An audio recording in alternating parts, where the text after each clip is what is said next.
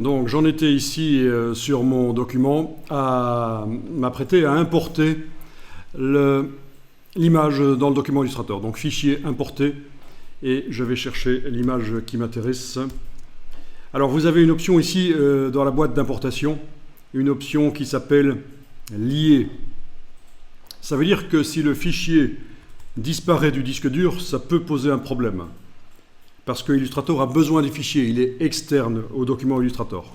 C'est très intéressant parce que ça nous permettra, vous allez voir, de modifier, parallèlement au travail dans Illustrator, de modifier les images dans Photoshop. Mais pour le travail ici, ça ne va pas être intéressant vraiment, mais pour plus tard, ce sera intéressant d'avoir des images liées. Bon, mais écoutez, vous pouvez importer même avec l'option liée, puisque vous n'allez pas de toute façon effacer l'image là tout de suite. Elle ne va pas disparaître, donc Illustrator va utiliser l'image qui est extérieure au document. Voilà.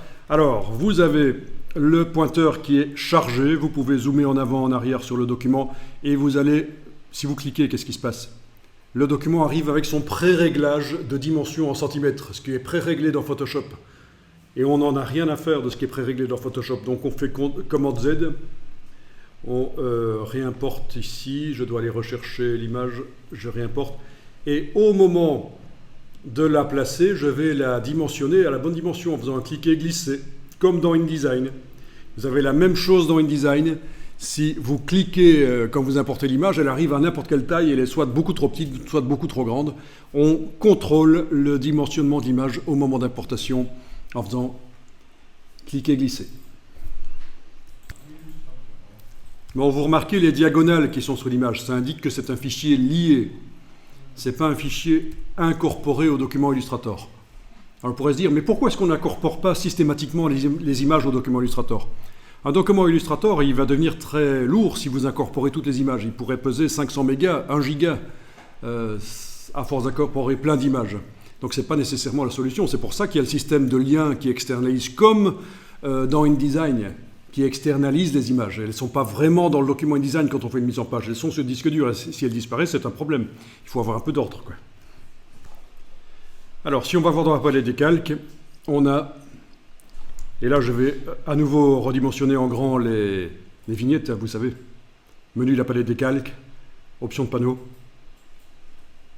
Je vais indiquer ici que je veux 80 pixels. Voilà, vous n'êtes pas obligé de le faire, mais moi je le fais ici, je redimensionne les vignettes.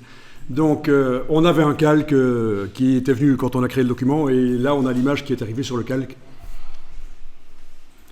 Quand on a importé le document, quand on a importé l'image, je veux dire, quand on a importé l'image, il y avait une case qu'on aurait pu cocher qui est la case modèle, mais on peut encore le faire maintenant. Dire que l'image qu'on importe va servir de modèle.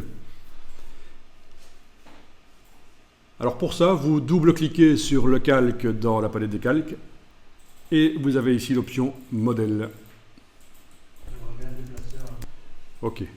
Voilà, donc du coup, quand on a indiqué que c'est un modèle, elle s'affadit et on va peut-être mieux voir les vecteurs par-dessus ce qu'on va créer. Ok, là j'annule, ou je redouble-clique sur le calque et je décoche modèle parce que tu me poses une question, comment redimensionner l'image une fois qu'on l'a importée? C'est ça, hein? Donc avec la flèche noire, on peut la positionner, et avec l'outil de transformation manuelle, en utilisant la touche majuscule, on peut la redimensionner et annuler. Il faut que j'aille bien chercher. Voilà, touche majuscule, lâchez le bouton à souris, voilà, on la redimensionne comme on veut. Mais ça n'a pas une importance énorme en fait, parce qu'on va travailler de façon en vectoriel, donc les formes qu'on va faire, elles sont aussi précises si on les dessine en petit que si on les dessine en grand. Voilà. Donc c'est l'outil de transformation manuelle. Et on a la flèche noire pour repositionner, outil de redimension manuelle pour repositionner et redimensionner. Voilà.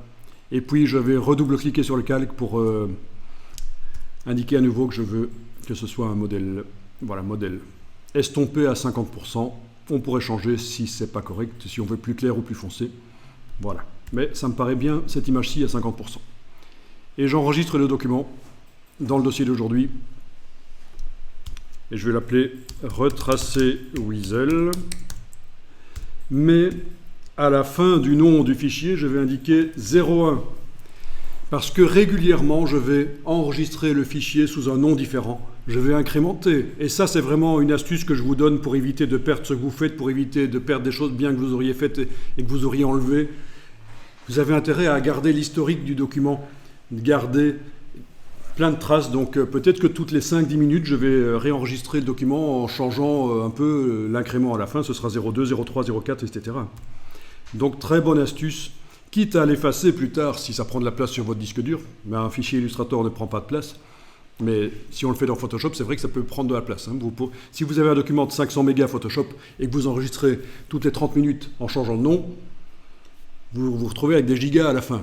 Donc peut-être qu'il y a plein de versions qui ne seront pas intéressantes, qu'il faudra jeter à un certain moment. On est d'accord.